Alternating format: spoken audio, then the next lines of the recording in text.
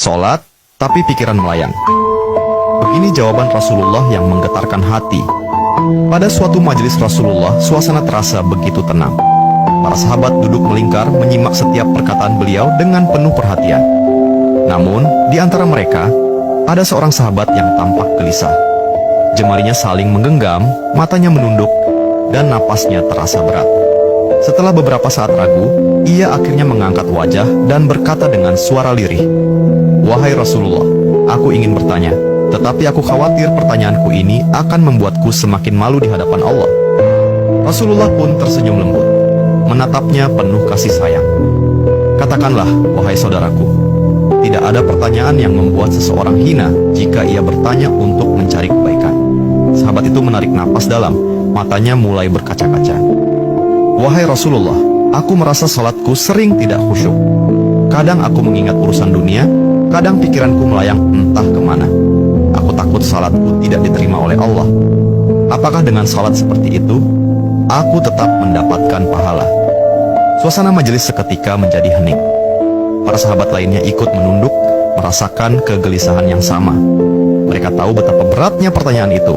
Namun, yang terjadi setelahnya benar-benar di luar dugaan. Rasulullah tidak langsung menjawab. Beliau menatap sahabat itu dengan penuh kelembutan. Lalu tiba-tiba air mata mulai membasahi pipi beliau. Para sahabat terkejut.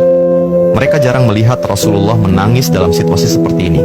Dengan suara bergetar, beliau berkata, "Demi zat yang jiwaku berada di tangannya, sungguh setan tidak akan pernah berhenti berusaha mencuri bagian dari sholat seorang hamba hingga ia teralihkan. Tetapi ketahuilah, Allah tetap melihat usahamu." Rasulullah menarik napas dalam, lalu melanjutkan, "Wahai saudaraku, jika engkau meninggalkan salat hanya karena takut tidak khusyuk, maka setan akan menang.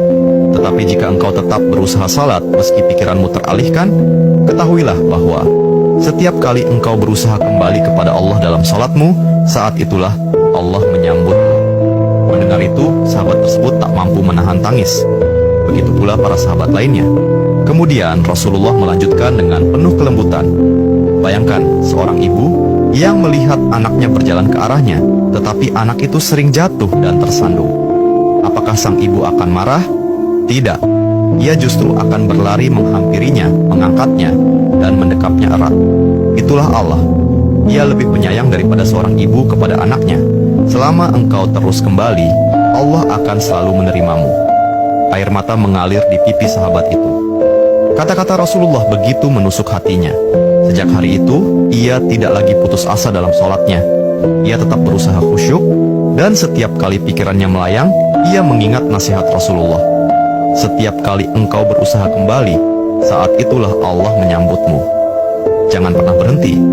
Berusaha. Jika kisah ini membuka wawasan kita, yuk berbagi. Biar banyak yang tercerahkan. Setiap satu kebaikan dibalas Allah 10 kali kebaikan. Barokallah forever. Amin ya Rabbal Alamin ya Mujibas Sailin.